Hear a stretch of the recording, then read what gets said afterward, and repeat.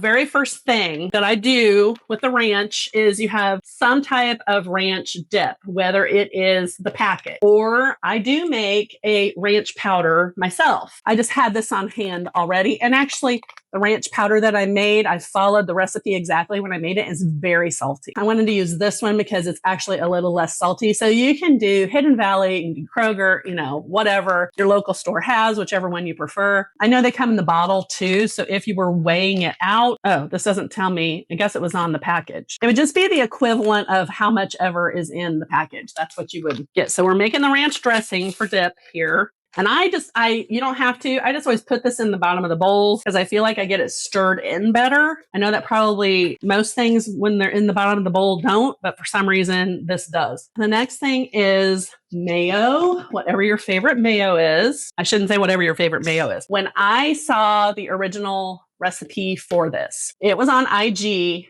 And they said by McCormick's mayo with lime. That does make it easier, I will say. So if you want to just be easy from the get-go, get the McCormick's mayo with lime. It is considerably more expensive. I sent my husband to the store and I forgot to mention to him that it needed to have lime in it. And he remembered. He was like, I looked at the McCormick's and it was like twice the price of the Duke's. And I'm like, yeah, I've learned just to do a little bit of lime juice to taste. But if you just want very super easy, you've got your ranch mix, and then you're going to do a cup of mayo with lime. If you just do regular mayo, you're going to add a little bit of lime juice. So 1 cup of this. Next is your 1 cup of buttermilk. And does it have to be buttermilk? I would kind of say, yeah, it probably does, because that's what makes ranch so distinctive, is that little bit of soured buttermilk taste. A little dollop